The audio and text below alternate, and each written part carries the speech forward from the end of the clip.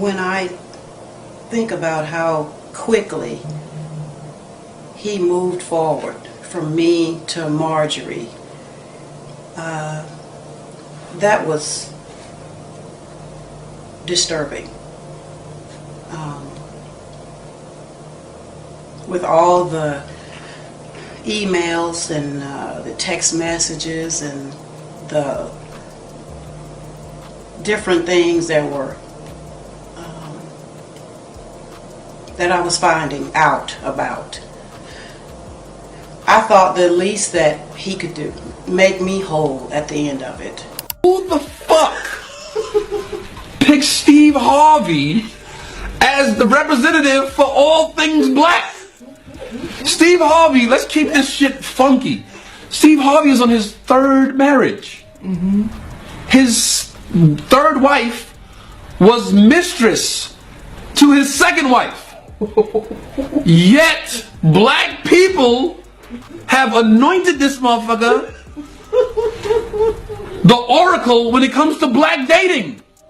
This nigga wrote a book on dating. You on your third wife, homie.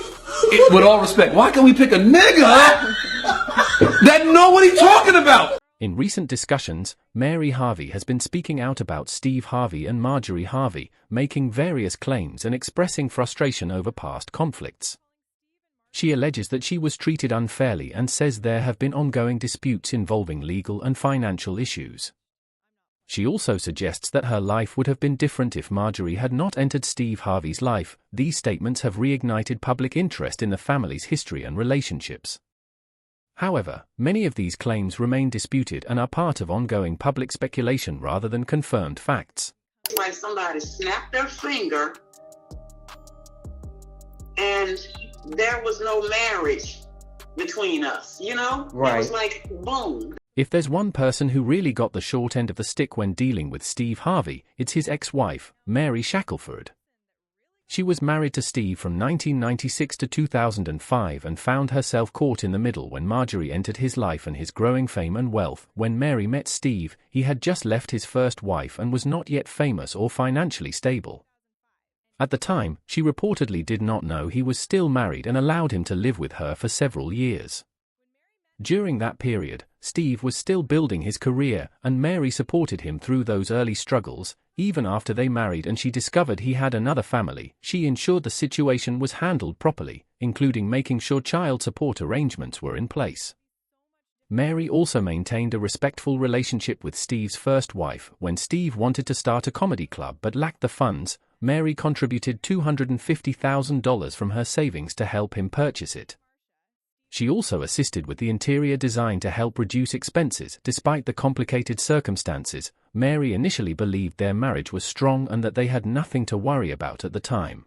A family, you know, and I had someone that took up for me. I never was afraid because he was there.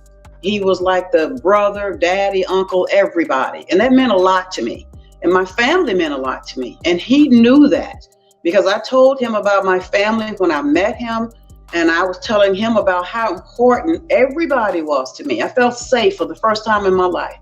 So I said to myself... Little did Mary know that while she felt secure in her relationship with Steve, Marjorie had already re-entered the picture and was gradually gaining influence in his life. Now, if you ask Steve Harvey and Marjorie Harvey how they met, they will usually repeat the same familiar story.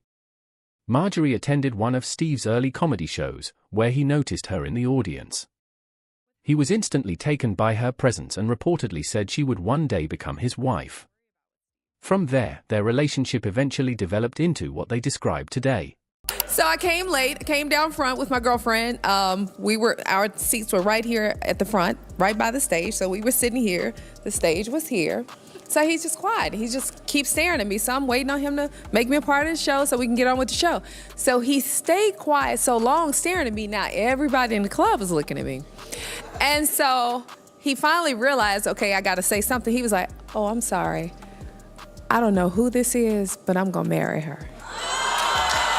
But the story of how Marjorie Harvey eventually became the wife of Steve Harvey is not as simple as they often present it. After their first meeting, the two went their separate ways.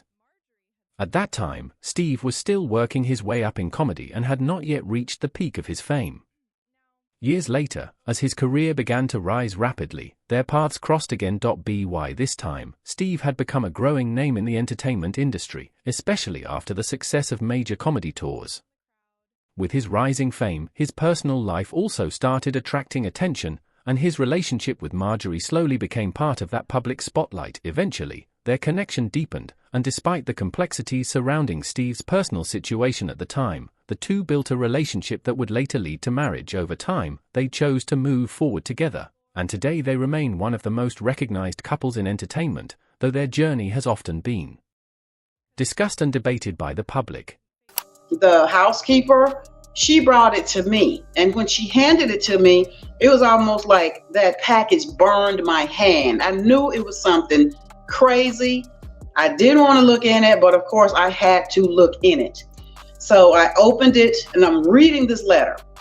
And the more I'm reading this letter, and her wording is so defined, it was like somebody was rolling tape.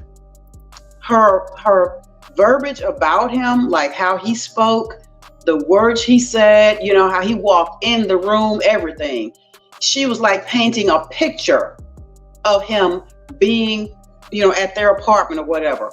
I don't know anything about a house. After the relationship tensions became public, things between Mary Shackelford and Steve Harvey reportedly became very strained. Mary confronted Steve about the situation, and shortly after, their communication broke down completely. What followed was a long and difficult divorce process, with both sides reportedly disagreeing over financial and custody matters. As the separation continued, legal disputes over their son became the central issue. Both parents sought custody, and the case eventually moved through the court system. The legal battle was emotionally draining and highly publicized.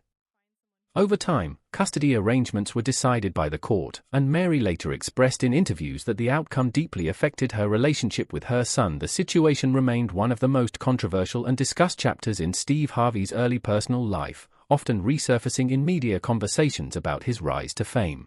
That financially, my life is in a shamble, that is absolutely true. But it's been like that since 2005. Why, so this is nothing. But why is it in shambles? Because we have a man of power and authority, and he used that in the court. In a small town in Texas, he was able to manipulate this entire situation to his benefit, and it does happen. It gave him that because I'm a nobody. You know, his lawyers came in, his team of lawyers and his entourage, and, you know, he's a man with the power. He's in 60 markets. He's written these books. You know, he's socially connected with the programs and Disney and all these type people. It's easy for him to come to court and say, oh, this woman has no job. You know, socially, she is of no significance.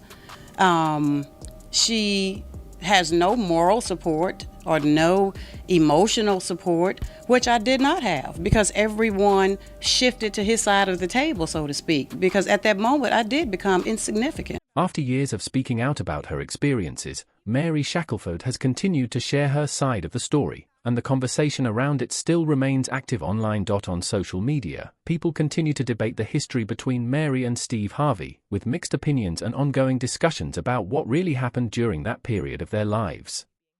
As with many public figures, different versions of the story circulate, and audiences often interpret it in different ways. What's clear is that the topic still draws attention and strong reactions from viewers years later. Now we want to hear from you. What do you think about it? Drop your thoughts in the comments. Don't forget to like and subscribe, and we'll see you in the next video.